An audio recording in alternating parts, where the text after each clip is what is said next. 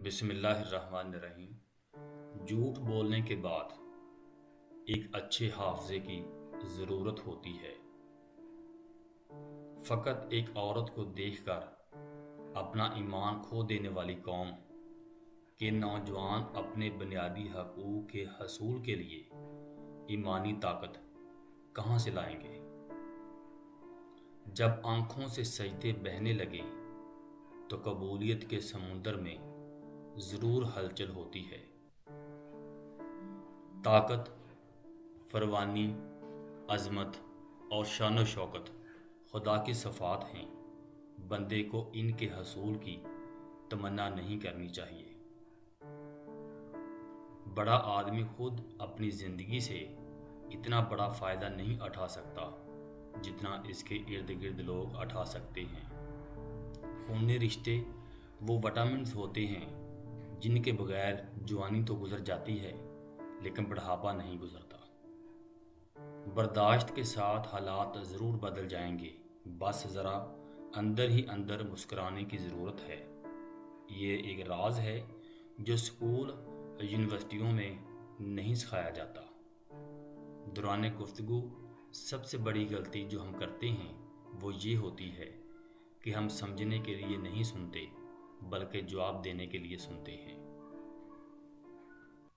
जो अंदर से मजबूत होते हैं उनके लिए माफ़ करना मुश्किल काम नहीं होता, लेकिन जो अंदर से खोखले होते हैं वो बदले की आग में जलते रहते हैं।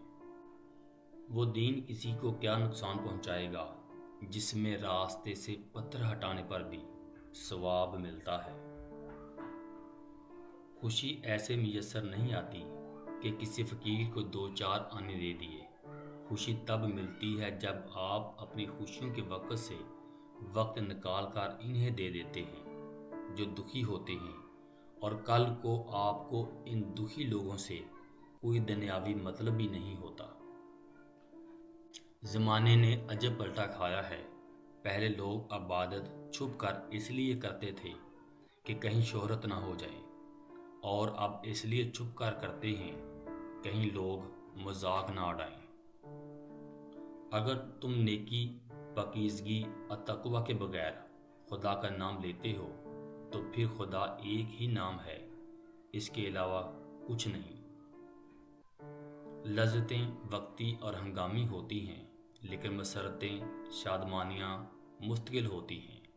लज़्ज़तों का जिस्म से ताल्लुक़ होता है और खुशियों का रूह से। फातिहा लोगों के मरने पे नहीं, एहसास के मरने पर पढ़नी चाहिए, क्योंकि लोग मर जाएं तो सब्र आ जाता है, मगर एहसास मर जाए तो मुआशरा मर जाता है। जब आप नाखुश होते हैं, नाराज़ और नासाज होते हैं तो हर शय धुंधली पड़ जाती है। न बाहर का हुस्न नज़र आता है न अंदर का। आवाज़ें मदम पड़ जाती हैं, खुशबुएं मानद हो जाती हैं।